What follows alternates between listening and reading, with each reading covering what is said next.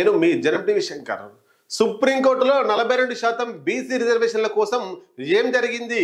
అసలు హైకోర్టు నుండి సుప్రీంకోర్టుకు పోయిన తర్వాత సుప్రీంకోర్టులో అందరూ కూడా ఏ రకమైనటువంటి తీర్పు వస్తుంది, ఏ రకమైనటువంటి ఆదేశాలు సుప్రీంకోర్టు నుండి రాష్ట్ర ప్రభుత్వానికి హైకోర్టుకు ఏమన్నా వస్తుందా? 42% ప్రకారమే రిజర్వేషన్లు తెలంగాణలో అమలు చేయబడతాయా, లేదా పాత రిజర్వేషన్ల ప్రకారమే ఎన్నికలు అమలు చేయబడతాయా అనేటువంటిది ఇప్పటి వరకు ఉత్కంఠతో తెలంగాణ రాష్ట్రాల ప్రజలు, రాజకీయ నాయకులు 42% రిజర్వేషన్ కోసం వేచి చూస్తున్నటువంటి బీసీలు అందరూ కూడా వెయిట్ చేసిరు. అందరికీ నిరాశ ఎదురైంది.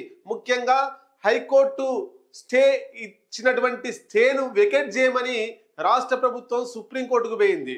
దాంట్లో కాంగ్రెస్ పార్టీ ఇన్వాల్వ్ అయింది, ఇంప్లీడ్ అయింది. అయితే ఇక్కడ ఆ స్టేకి సంబంధించి సుప్రీం ఇవాళ విచారణ చేపట్టింది. విచారణ చేపట్టి అనంతరం ఒక కీలకమైనటువంటి ఆదేశాలు ఇచ్చినట్టు మనకు సమాచారం. ఏం జరిగింది మరి అన్నప్పుడు ఒకసారి లోతుగా వెళ్దాం. ఈరోజు విక్రమ్నాథ్ నేతృత్వంలో బెంచ్ మీదికి 42% రిజర్వేషన్ల అంశం వెళ్ళింది. విక్రమ్నాథ్ నేతృత్వంలో ఈరోజు ఆ స్టే వెకెట్ చేయమని హైకోర్టు ఏదైతే తెలంగాణ రాష్ట్ర హైకోర్టు ఏదైతే తీర్పు ఇచ్చిందో, ఏదైతే స్టే ఇచ్చిందో ఆ స్టేను వెకెట్ చేయాలని సుప్రీంకోర్టుకు వెళ్తే సుప్రీంకోర్టు ఈ కేసును కొట్టివేసింది. అంటే ఇక్కడ బీసీ రిజర్వేషన్లు పోతే పాత రిజర్వేషన్ల ప్రకారం పోవాలి, 50% రిజర్వేషన్లు మించకూడదు. 1992లో ఇచ్చినటువంటి ఏదైతే తీర్పు ఉందో ఆ తీర్పుకు సంబంధించి లోబడే 50% క్యాప్ విధిస్తూనే ఉండాలి తప్ప 50% మించిపోకూడదు. మీరేం తెలుసుకోవాలన్నా హైకోర్టులో తెలుసుకోండి అని చెప్పేసి సుప్రీంకోర్టు ఈ పిటిషన్ని కొట్టివేసింది. మరి ఇప్పుడు ఈ రాష్ట్ర ప్రభుత్వం ముందు ఏముంది? ఏం ఎన్నికలకు వెళ్తుందా? వెళ్తే మరి ఏం చేయబోతుంది అన్నటువంటి విషయాన్ని కూడా మీ ముందు చెప్తా.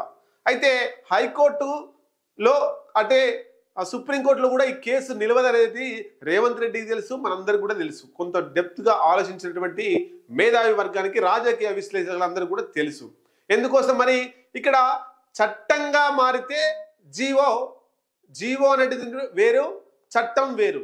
రేవంత్ రెడ్డి ప్రభుత్వం జీవో విడుదల చేసింది తప్ప దాన్ని చట్టంగా మార్చలేకపోయింది. చట్టం కోర్టులలో నిలుస్తుంది, ఈ జీవో కోర్టులలో నిలవదు. ఇది సింపుల్ లాజిక్. అందుకనే హైకోర్టులో నిలవలేదు, అట్లాగే సుప్రీంకోర్టు ఏకంగా కొట్టివేసింది. హైకోర్టు అన్న స్టే ఇచ్చింది. మరి ఇప్పుడు రేవంత్ రెడ్డి ముందున్నటువంటి ఒకటి ఉంది. ఈ జూబ్లీహిల్స్ ఎన్నికలు అయిపోయిన తర్వాత స్థానిక సంస్థల ఎన్నికలకు పోతాడా, లేదా జూబ్లీహిల్స్ ఎన్నికలు జరుగుతున్నాయి కాబట్టి అవి వేరు, ఇప్పుడు కూడా స్థానిక సంస్థలకు ఎన్నికలకు ఇప్పుడే వెళ్ళే అవకాశం ఉందంటే దీన్ని రెండు కోణాల్లో కూడా చూడొచ్చు మనం. ఒకటి, జూబ్లీహిల్స్ ఉప ఎన్నికలు అయిన తర్వాత ఎన్నికలకు పోతాడనేటువంటిది ఒకటి. జూబ్లీహిల్స్ ఎన్నికల్లో ఎట్లాగో కాంగ్రెస్ పార్టీ గెలవబోతుంది అనేటువంటి సంకేతాలు రేవంత్ రెడ్డికి ఉన్నాయి కాబట్టి అది ముందే ఎన్నికలకు పోయే అవకాశాలు కనబడతా ఉన్నాయి. అయితే ఇక్కడ రేపో మాపో ఈ 4-5 రోజులలో బీసీ నేతలతోటి, అటు ఆర్ కృష్ణయ్య తోటి, ఇటు జాదుల శ్రీనివాస్ గౌడ్ తోటి అందరితోటి మీటింగ్ పెడతాడు. మీటింగ్ పెట్టి మేము హైకోర్టులో బాగా ఫైట్ చేసినాం, సుప్రీంకోర్టు దాకా పోయినాం, సుప్రీంకోర్టులో కూడా ఫైట్ చేసినాం, ఆ కోర్టుల తీర్పులు ఇట్లా వచ్చినాయి కాబట్టి ఈ ఎన్నికలు లేకపోతే, ఈ స్థానిక సంస్థల ఎన్నికలు నిర్వహించకపోతే నిధులు రావడం లేదు కేంద్ర ప్రభుత్వం నుండి, నిధులు రాకపోతే ఈ గ్రామాలు అభివృద్ధి చెందలేవు, మన ప్రజలే నష్టపోతారు, మన తెలంగాణ ప్రజలే నష్టపోతారు, తెలంగాణ గ్రామాలు నష్టపోతాయి. కాబట్టి దీన్ని ఏం చేద్దామని చెప్పేసి వాళ్ళకి ఏం కావాలో అది చూసి ఆ రకంగా 42% పార్టీ తరపున ఇస్తున్నాం, మీరు దీని మీద పెద్ద రాద్ధాంతం చేయొద్దు అని చెప్పేసి ఎవరికి కావాల్సిన ముచ్చట వాళ్ళకి చెప్పే అవకాశం ఉంది.